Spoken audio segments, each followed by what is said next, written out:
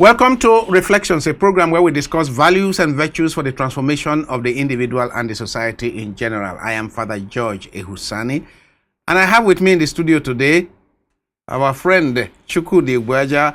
Chukwudi is a broadcaster, well-known broadcaster and communications consultant. Chukwudi is you are very usually vexed when people speak English and then they destroy it by all kinds of African flavors that they bring in. Yeah, yes. There's this. Please let me use the word yapis. Yes. Local parlance that my wife's delivered one day. She told me one day, Chukwudi, I don't doubt that you speak very good English. But the point is this: can you speak it into a pot? We boil it and serve it for dinner. And eat it. So it's the same thing I experience when I tell people that anus would not become anus because they're Nigerian. You are limiting yourself to Oshodi, Meitama, Ikorakpane. When you move out there, you can't be the international figure that the internet has made you. And today, learn the proper thing because you have capacity to learn the correct thing. And if today people do not learn to speak the language in a manner that they could be understood across the world, they are limiting themselves to their village. Oh, yeah.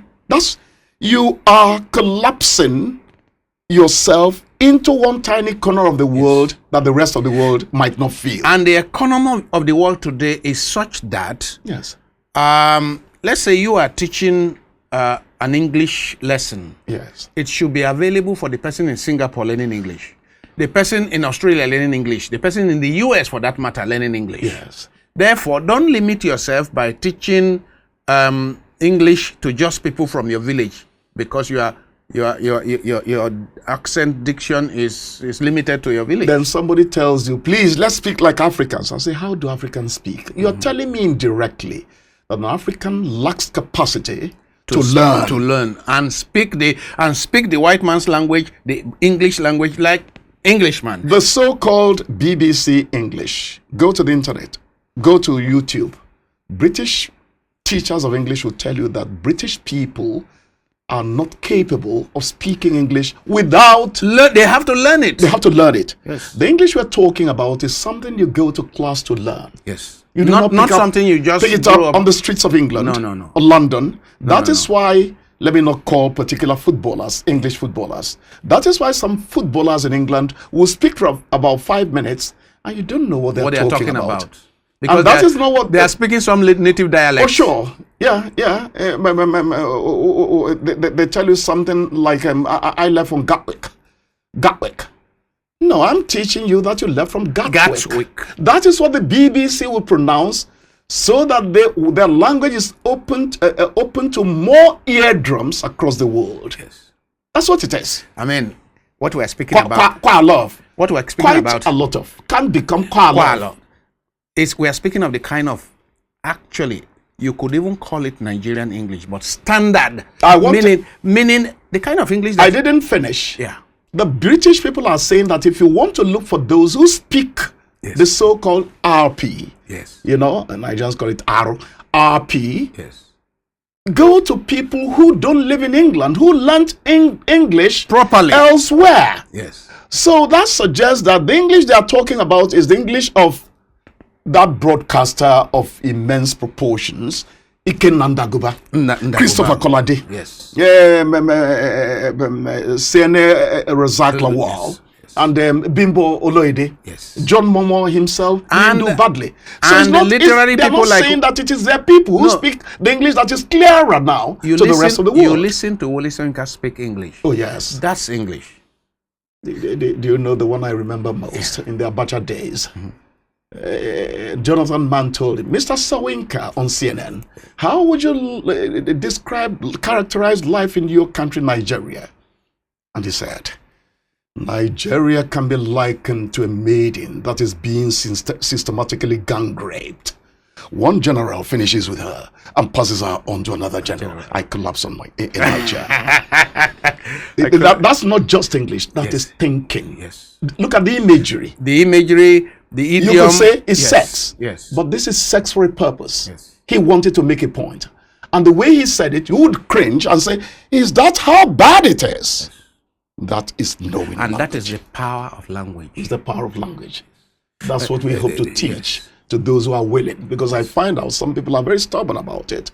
They think you're putting on airs. What airs am I going to put? I was raised on the bush path, on the farm path. So I'm a poor man's son. And then what your wife... But I have the privilege of being taught English by a British woman. What your wife said about this grammar, will it put speak it into a pot and we boil it and serve it for dinner? Meaning, how much are Father, you... Father, I didn't know what to reply for 5 minutes. I'm not going to pretend. My meaning, wife, what are you earning from this good English you speak? Oh, sure. She says, I admit that you speak good English. Yes. But then what's on the table? I wanted to tell her, Charity, that's not quite fair, because the commissioner in Lagos I taught actually told me I was wasting my time in AIT then. Go and start what you have. Nobody has taught me English the way you've taught me. Same thing, a former director of CBN told me, said, Chukwudi, if you were in London, you would be teaching English to English people. And I felt like somebody, Reverend Father, I won't lie to you. I said, oh my God, you mean I have something? No, I mean, and what you are doing these days with your consultancy, yes. and you are going to schools and you are going to places to teach people to speak well. Because actually, we have a problem. A lot of our people are very lazy in terms of speaking. Oh, sure. To make the effort to pronounce the words properly. Exactly. For example, I know that the last consonants of words in English mean a lot. Oh, sure. But people just rattle around the word and then you don't get to know what he's talking about because it's violating that importance of the consonant. Mrs. Ashford told us in the phonetics laboratory of the University of Benin, you must be clear to the last syllable. To the last syllable, yes. Now, mind you, this was a woman who couldn't do well in terms of pronouncing Nigerian languages because each time she wanted to go to Ubo campus, she would come out on the street in Benin City and taxi, Ekehuan. Ekehuan was Ekenwa. Oh, Ekenwa. So they too have their ailment in terms of coming to learn ours. Yes. But what I tell people is this: stop telling me we are not Igbo people. You're talking in ignorance. Because I can liken your inability to speak very good English to what actually happened when I was MC at a ceremony in Lagos. Because I wanted to impress my Yoruba audience, I dropped Obetodo Wolopa. Obeto. Look, half of the guests fell on the floor. Laughing. Obetodo Wolopa. What's the meaning of that? What's he talking about? Reverend Father, it took me more than 6 months to learn Obetodu Owolopa. So you can see that the Igbo man is distorting the Yoruba man's language and vice versa. So when people tell you we are not Igbo, you say, Father, forgive them for they know not what they say. Actually, my own experience is that a lot of Nigerians who don't make enough effort to speak English well, they also do not speak their Nigerian languages well.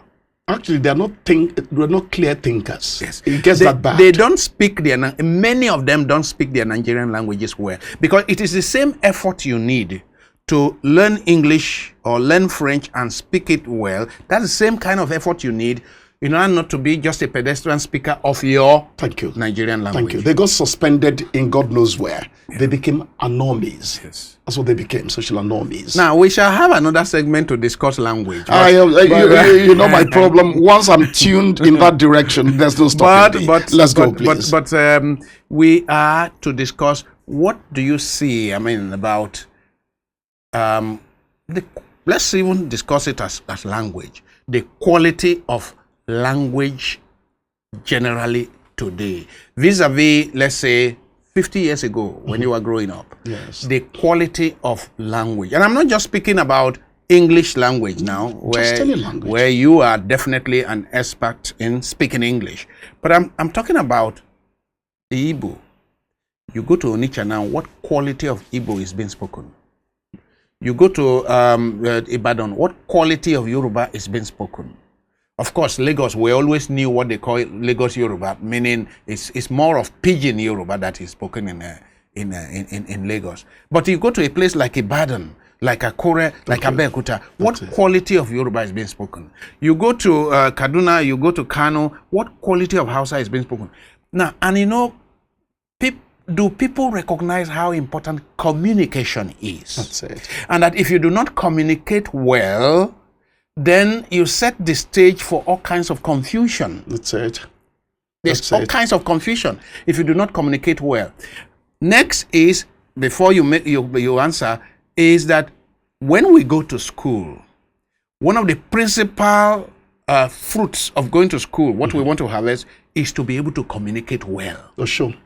To think well and to communicate well. So if the people of my generation or the generation after me are not taking communication and expressing themselves, bringing out their ideas, using the right words, using the right sentences, if they don't take it seriously, aren't we in trouble? You know, the way I explain it in class is that people became generally untidy. Generally untidy. It's not just language. I was a lecturer. I was a teacher at Poise Nigeria Limited in Lagos, where we Mavis Isibo and her, you know, group of people who were trying to work on character. She told us that to walk well is a virtue. The problem in Nigeria, in our own climate, is that nothing matters anymore. Mediocrity all the way. That is what has happened. I mean, parents are writing exams for their children. I mean, hiring people to. It's the same thing that has happened. So let's go back to language. The quality of your language was one of the things that marked you out as a gentleman. Let's go to the spy film James Bond. I mean, in class I tell them, when you call it James Bond, that's pidgin. He tells you in his films, I am Bond, James Bond. The way he drops it has panache, it has finesse. It begins to tell you whom you're talking to, the background is coming from, what culture he seems to carry. These days, we're too much in a hurry to recognize those tiny bits of that make character. Yeah. So language has dropped. And the reason it dropped is that we told ourselves generally that it is no longer good to be good. That is what happened. Every facet of life, you've been told that it is no longer good to be good. I started with how a woman walks properly. Now we get to language. It's an anything goes situation. And when you now look at that attitude in the lives of a generation of people who feel entitled without effort or endeavor, you run into final calamity. I mean, I listen to people in the parliament. Yes. I'm talking of Nigerian parliament, whether state parliament or federal parliament. I listen to some people speak, and it's like, is this my country? Is this the leadership of my country? You know, if you listen to some of those senators in the US, most of the quotable quotes ooze out of their mouth. Yes. In such high quality. It's couched in philosophical elegance. Yes. It is part of what actually portrays the character. Now you have language is very important. Now you have used the word elegance. Yes. What is missing today in the writing as well as in the speaking of many people is elegance. Elegance and depth. Yeah, of course, as for depth, I mean, most of it is superficial, of course. Sure. You have to have depth to be able to attract and retain attention. I learned long ago that it is not just enough to write, to fill paper with, use pen to fill paper, but that your expression must be elegant. Very, very elegant. Not just grammatically correct, but let it be enticing to the ears. Let me give you an example. Yes. You see, when you talk about English, the pronunciation level is a different kettle of fish. Yes. From general virtues you bring into, I'm using virtues in quotes. Yes. When you say the flavor, the inflections, the rise and fall, without the rise and fall, English is dead. Yes.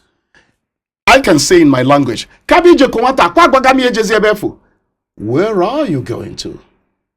You child. Have I not told you not to go there again? You can say that I spoke mine flatly because that is how the Cordofanian members work. The African language is in the Cordofanian family tree and all that. You speak them evenly. That's not how English works. Yes. Without, what I told you was that those of them who came earlier did it for a purpose. When they do that, they make you understand every syllable that is uttered. English they speak does not belong to any part of England.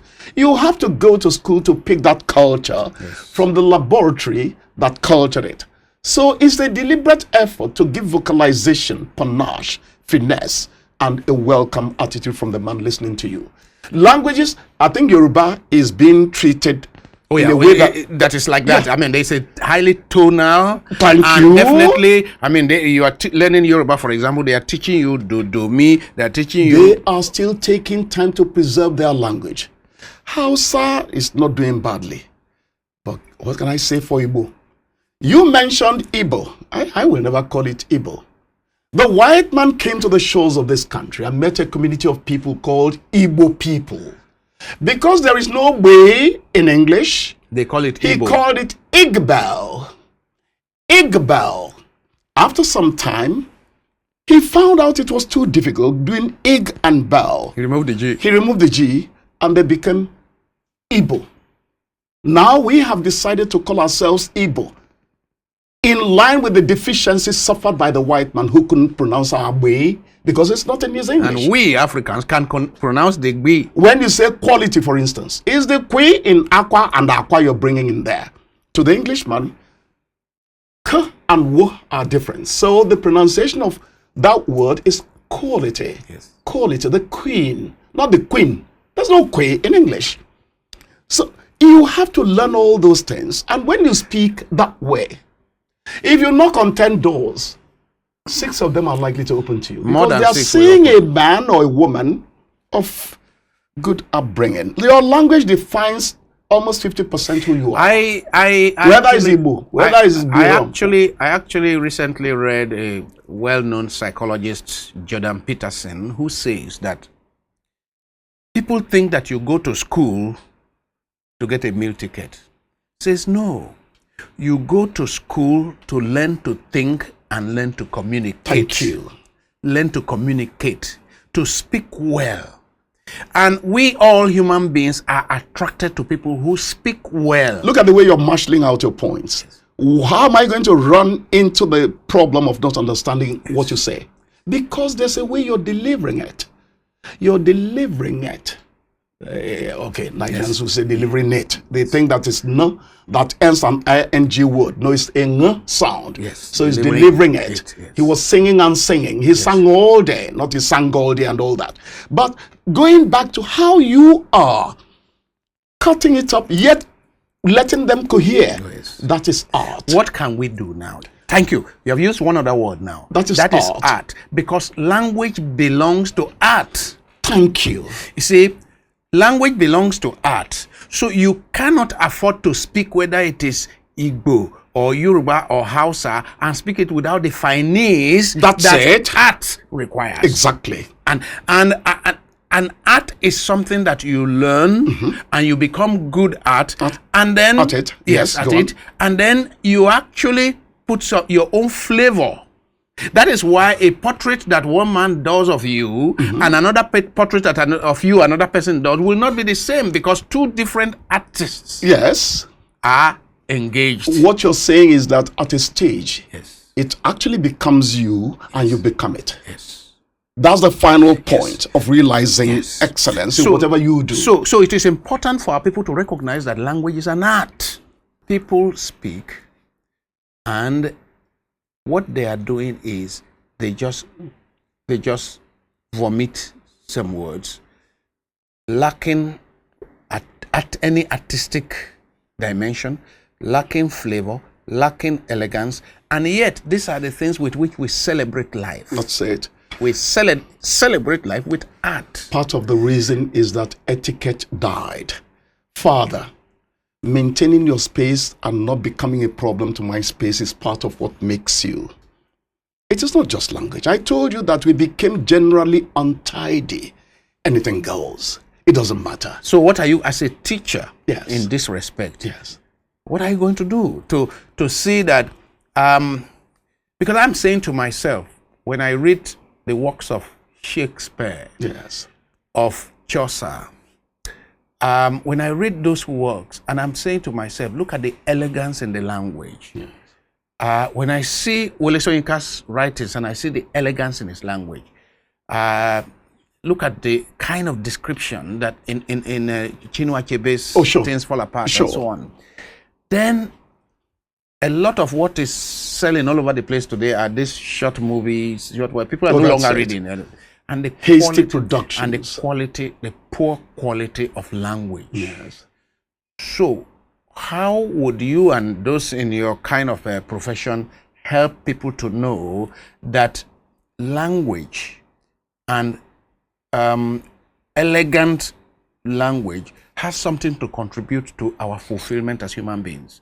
That it is actually not, it is not a pastime.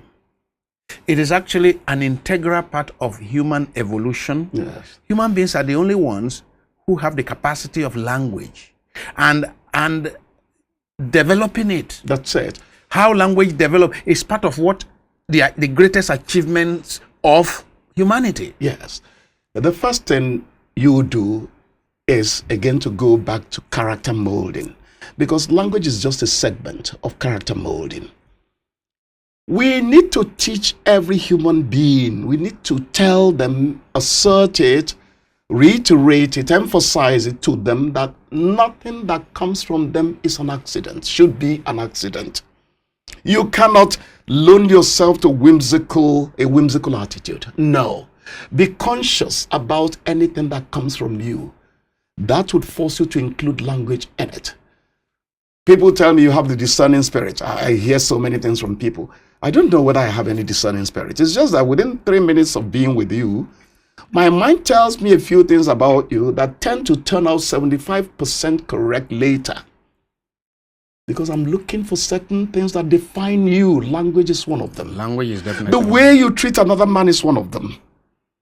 What is your character? Character is what you are when no other person is looking. So I look for that time when you think we are all concentrating on the bread being shared by Reverend Father Ehusani. I'm looking at how you wash your hand in that, wash hand basin there. I'm looking at how you greeted Madam when you passed her. I'm looking at how you treat the environment, because the real expression of you is your application of the self to the environment. Do you know when to stop? Do you know when you're eating into my territory? Of course, they're going to call you old-fashioned. In the 7 newsrooms I've worked in, I got called names. One of the things I said is, I will never belong in a camp. I tell my son, can you say you're your father's son? Reverend, we have to return to tell people, what family tree trait are you showing? What are your core values as a family? Thank you. You go back to that language, you find a way into it, because your mom is going to tell you, that is not how to say good afternoon. Can you now tell him good afternoon properly? Here we go. Good afternoon, ma. No. Good afternoon, ma. Good afternoon. Okay, the correct thing is good afternoon, ma'am. It says a lot about you. That's it. So you have to go back to raising people the proper way. It is not a segmented thing. It's a total quality. As we wrap up this segment, I've been speaking with Chukwudi Ugbaja, and we are speaking about the place of language in character formation for human development, for societal development. And I will just add that in case people do not know how important this topic is, that human beings are about the only creatures that were able to evolve to speak. To that level of expression. And because we can speak like this, that is why we can develop technology. Oh, sure. That's why we can go to the moon. It actually tells us about the clarity of your mental processes. Yes. So language has to do with our cognitive development. Thank you.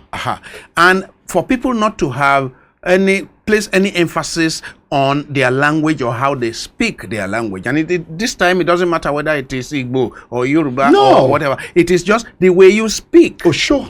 Too many people are too lazy to open their mouths. Too lazy. Lazy. That's a fine phrase. Yeah. Too lazy. And you expect me to squeeze my ears, struggle to know what you are saying, when by just speaking well, I will catch what you are saying. So this is it that I want to thank my friend Chukwudi for bringing this up today, that we are discussing in the studio, and hope that our viewers can take some more time to raise their children to speak well. Husband and wives will be having issues if they don't speak well. Oh, sure. Parents and children will have issues if they don't speak well. Sure. So raise your children to speak well. It will reduce the tension in the society because people will understand themselves. Oh, sure. more. Because etiquette is built into speaking well. Thank you very much. On this note, we bring this program to an end. Thank you very much. Thank you, sir. Thank you. Remain there.